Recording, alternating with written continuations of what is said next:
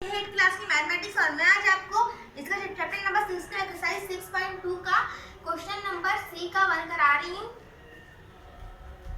यानी क्या फैक्टराइज करें। क्वेश्चन है हमारे पास 81x² - 4y²। यहाँ पे हमारे पास टू टर्म्स है 1 2। सॉल्यूशन लिखेंगे हम। यहाँ पे फर्स्ट और लास्ट टर्म का स्क्वायर रूट बन रहा है तो मैं ले लूंगी a को 9x के बराबर ले लूंगी, 9x के बराबर ले लूंगी क्योंकि 81x² का रूट आया है 9x। और मैं b को लूंगी 2y के बराबर क्योंकि 4y² का रूट आया है 2y। अब हम यहाँ पे लिख दिया a² - b² = a - b a + b, क्योंकि ये हमने a² का फॉर्मूला लिखा है तो यहाँ पे a² है और ये b² है। जहाँ भी a आ रहा है वहाँ मैं 9x लिखूंगी और इस फॉर्मूले में जहाँ भी b आ रहा है, जहाँ भी b आ रहा है मैं वहाँ 2y लिखूंगी। इस फॉर्मूले में जहाँ भी a आ रहा है वहाँ मैंने 9x लिखा है क्योंकि हमने a को 9x के बराबर लिया है। और इस फॉर्मूले में जहाँ भी b आ रहा है वहाँ मैंने 2y लिखा है क्योंकि हमने b को 2y के बराबर लिया, a को 9x के बराबर लिया, b को 2y के बराबर लिया है। ये जो 9x आया है ये ऐसे आया है, 9 9 का 81 होता है तो इसलिए यहाँ पे इसका स्क्वायर रूट 9 आ गया और जो x² है इसका x आ गया और जो 4 है 2 2 का 4 होता है इसलिए यहाँ पे 2 आ गया और जो y² का y बन गया। तब मैंने यहाँ पे फॉर्मूला लिख दिया और a और b की वैल्यू पुट अप कर दी। यहाँ पे इसकी जगह 81x² आएगा, वो कैसे आएगा देखें। हमने यहाँ पे 9x² लिखा, अब देखें मैं इसको यहाँ लिख के बता रही हूँ।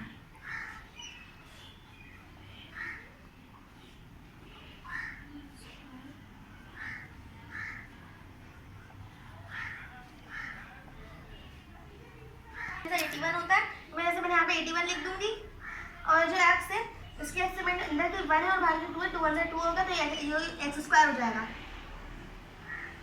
अब जो माइनस है ये इधर जाएगा और ये देखें 2 2 से 4 होता है, मैंने यहाँ पे 4 लिख दिया और जो y है इसके अंदर के एक्सपोनेंट 1 है और बाहर के 2 है, 2 1 से 2 हो गया फिर ये y² हो जाएगा।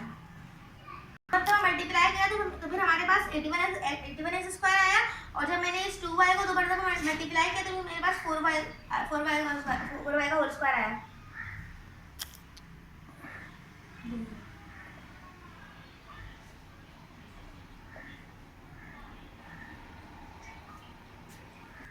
And this is my answer, यही हमारा आंसर। कैसे करा है ये हमने a को 9x के बराबर लिया कि 81 का जो स्क्वायर रूट आया है वो 9x आया है 81x² का और हमने b को 2y के बराबर इसलिए लिया है क्योंकि जो 4y का स्क्वायर का जो स्क्वायर रूट आया है 2y आया है। और ये अपने फार्मूला लिखा था a b का फार्मूला था, यहाँ पे a² - b² का फार्मूला लिया है a - b + b का।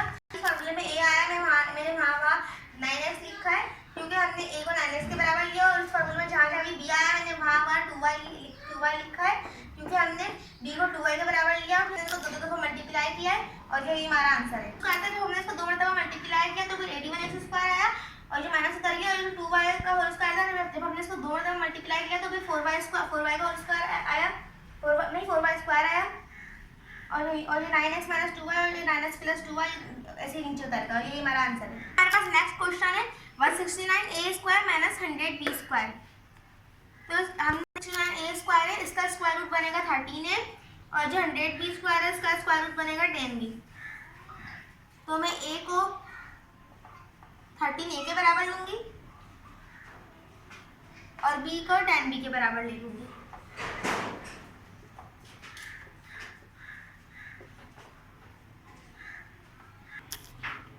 स्टूडेंट्स 169a² का स्क्वायर रूट आया 13a और 100b² का स्क्वायर रूट आया 10b।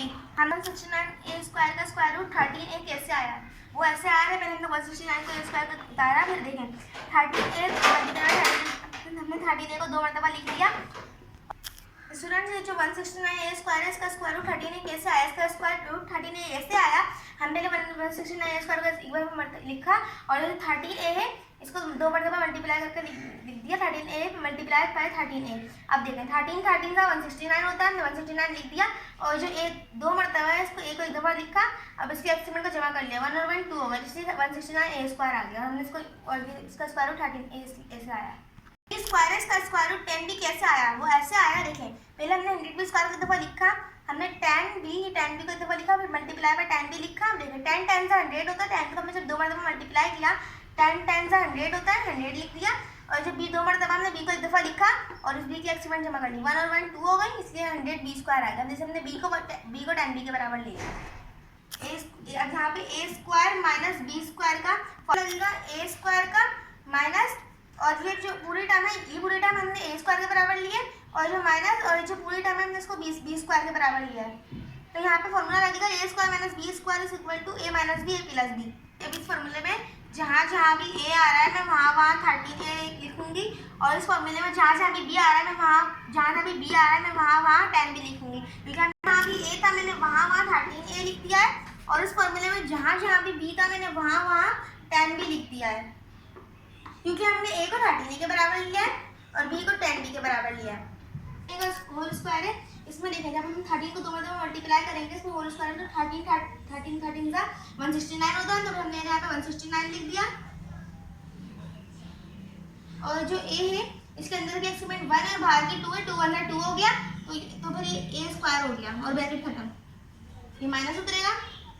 अब देखें ये 10 बी पे होल स्क्वायर है, तो देखें कि 10 2 मरतबा मल्टीप्लाई होगा, 10 10 से 100 होता है, हमने यहाँ पे 100 लिख दिया। जो बी है इसके अंदर के एक्सपोनेंट 1 और बाहर के 2 है, 2 1 से 2 हो गया, और ये ब्रैकेट खत्म, ये बी स्क्वायर हो गया। ए माइनस 10 को 13 है प्लस 10 बी, इसमें अब ये इसको हम ऐसे से उतार देंगे,